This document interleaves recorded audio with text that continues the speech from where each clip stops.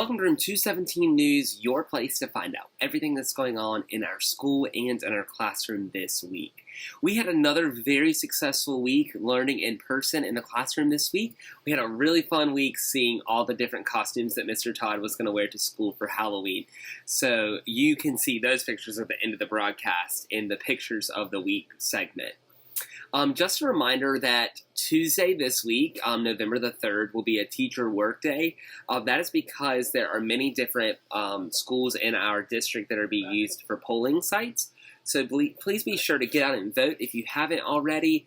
And just remember that there is no school on Tuesday, and that means there will be no in-person learning, and nothing new will be pushed out on Google Classroom that week either. I'm going to be sending out some confirmations for conferences on Tuesday on the times that you signed up for.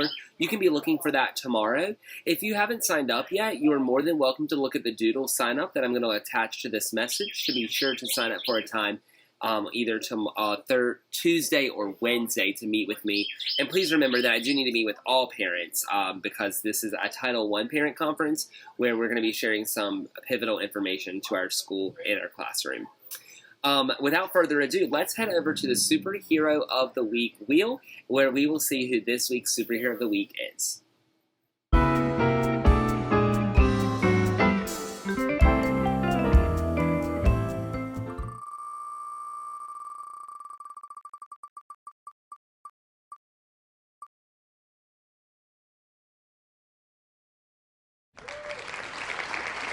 Congratulations to the crab, and the crab is Joey.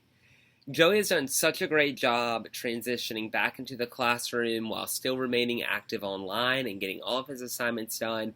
He has really gone above and beyond to make sure that everything is done to his best of his ability.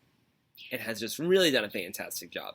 So congratulations to Joey for being the crab, for being the crab and for winning Superhero of the Week. And just a big congrats to everyone for just doing such a great job online and managing the online and in-person environments. I know that it's been a big challenge and a big change, but kudos to everyone. And I'm going to take this time just to remind you to just continuously to be engaged online, because remembering what is online lines up to what's being taught in person. So if you miss something online, you're probably then going to be behind in person. So just keep that in mind and being engaged online so that your student is ready and prepared for the next day if they're coming back to the building. Next up, you're going to hear all that we're going to do in our classroom curriculum-wise in the Curriculum Corner segment.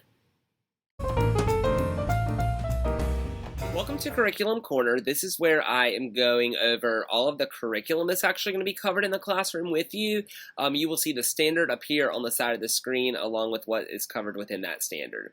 So in math, we are moving away from addition and we're going to move into subtraction with regrouping. And so we'll be learning different strategies on how to successfully subtract with regrouping and subtract across zeros, which is a super challenging topic within this standard. In reading, we're going to be looking at figurative language and being able to identify whether something is a literal language or non-literal. And we'll be learning different types of figurative languages and then how to use context clues and other strategies to figure out the meaning of those unknown phrases. In writing, we are continuing our Patricia Polacco study. We're actually going to dive into 4 different books this week by Patricia Polacco, and we're going to be looking at character setting, problem, and solution, and the theme of those.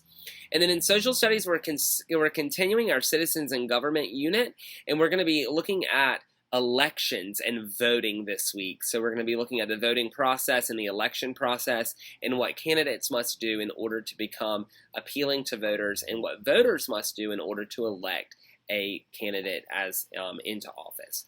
So that is Curriculum Corner. If you have any questions about that or anything going on in our classroom, please feel free to reach out to me. If not, we'll see you right back here next week for another episode of Room 217 News.